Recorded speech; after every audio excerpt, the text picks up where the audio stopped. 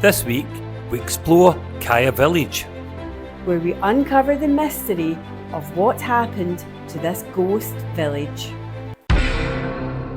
Hello and welcome from Hisaronu in Turkey. We are about to catch a dawn bus and heading to Kayakoy.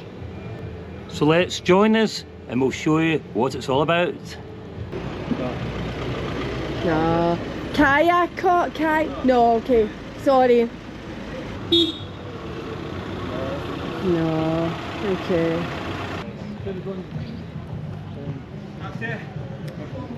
We're going... Kaya village, 350. Yeah. So that's, Hello, that's can we go to Kayakoy? Kayakoy. Is that Kaya village? Is that here? Yeah. Brilliant. Perfect. Thank you, yeah. Our plan was to get the dawn bus, but we've waited for a while, and every time we've stopped a different dawn bus, they've given us a different time. Somebody said 2 minutes, which was promising, but someone else said 35. So we're really not sure when this bus is coming. Very hot.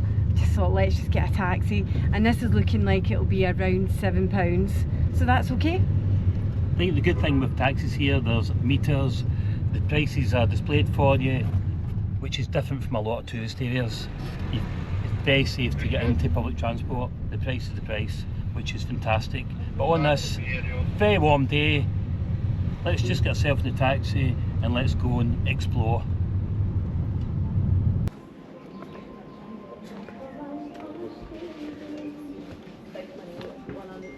Thank you. It's okay, and 3. Hello. Okay, thank you. Okay. Do we just go, yeah? Yeah. Thank you. Thank you. You're welcome, bye. Bye. Parts of this village are 5,000 years old.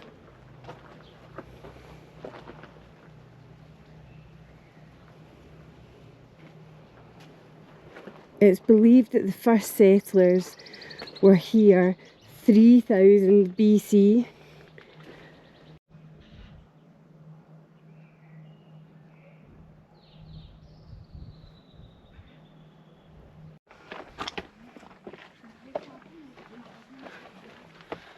This is lovely here, but it's really warm, 28 degrees, and it's only noon. Can't imagine what it's going to hit at peak of day. Oof.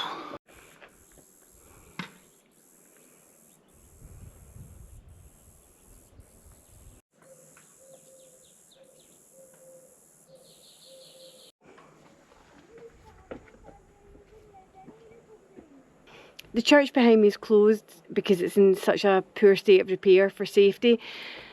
However, it always strikes me when I come to these ancient places how important religion or that sense of community has, and religion and churches have been part of pulling that community together. It's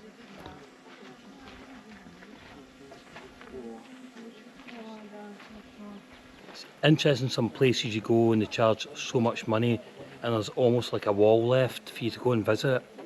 Cannot believe how well preserved this place is. There's so much to it.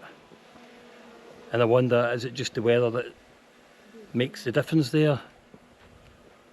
But Turkey was the centre of the world for so long, and it will have an ancientness that so many places just don't have.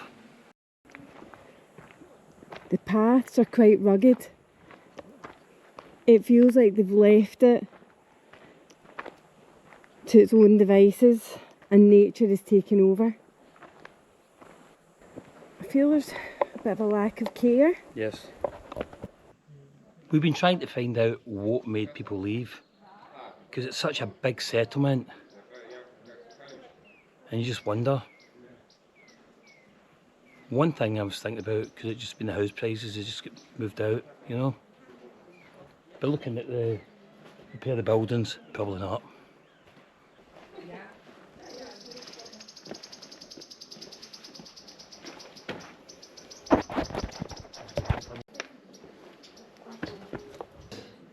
This is definitely like an old church.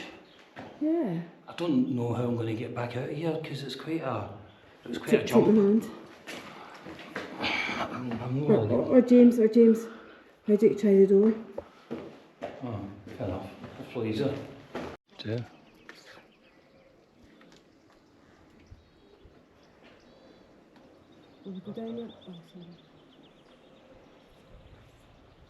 We've just walked down a path and it's like we've returned to civilization. So there's this ancient on this side and modern and inhabited on this other side.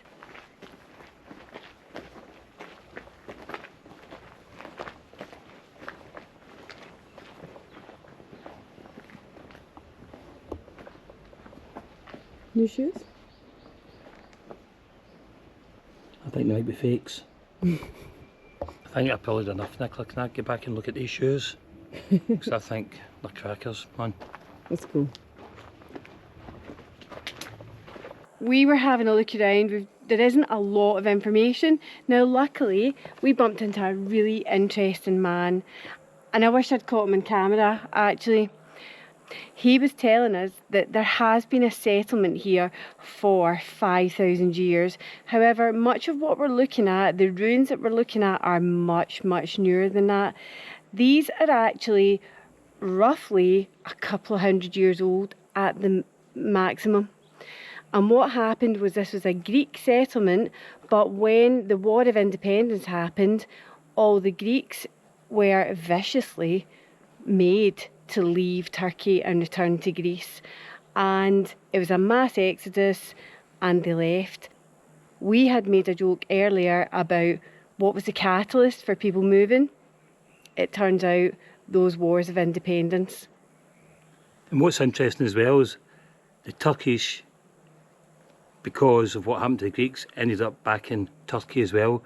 So Greece returned around 1 million Turkish people to Turkey because of what Turkey did to Greece, which is unbelievable. You think these type of things happen, but I say that, you look at the world now, there's horrific things happening in the world, and namely Russia and Ukraine. Absolutely. So we don't learn our lessons.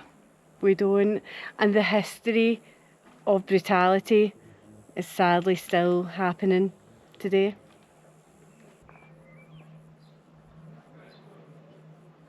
It does make much more sense when you're looking at, you know, the shapes of the windows and all of that. That is clearly much newer. The church is behind me, but what I'm feeling about this as a tourist place to come and see, you pay a small fee to get into the area, and it feels like nobody's actually maintaining this in any way. There's no signage, there's no information that tells you this. And I feel we chanced upon that information when we spoke to that man.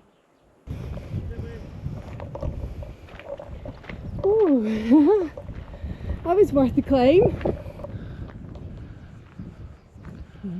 Once there's a flag on top, it's claimed. Certainly it is the way it works across the world. From here you can see the size of it, and it just gives you an indication of how many families would have been uprooted.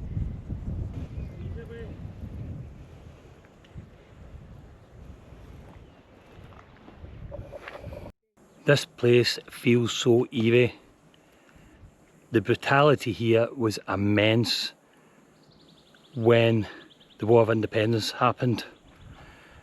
It must have been absolutely horrific, both sides. Wow, I'm glad I wasn't about then, but it's such a horrible thing to happen to people. Just can't believe how brutal history is. It does show the difference from ancient warfare to modern warfare.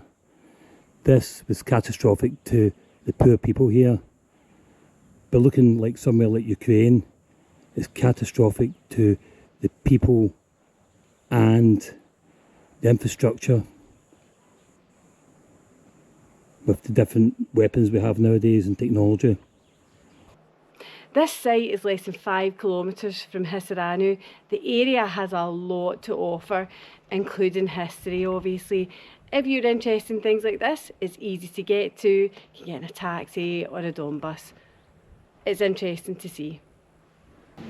Kaya village has been abandoned since 1923, and what's interesting is it stated that it was a population exchange that was the reason for it. In reality, it was the War of Independence.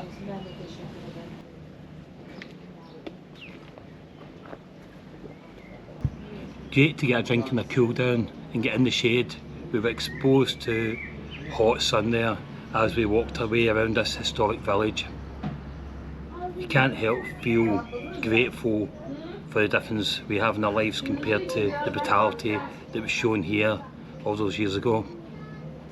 The timing worked out perfectly when we got the dolmus back from Kaya village heading back to Hisarono.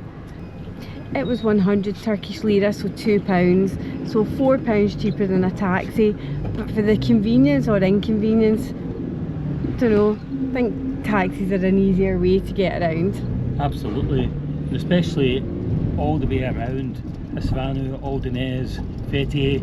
There's yellow buttons all over the place that you just press a button, a taxi appears within a few minutes. It's so accessible and so convenient.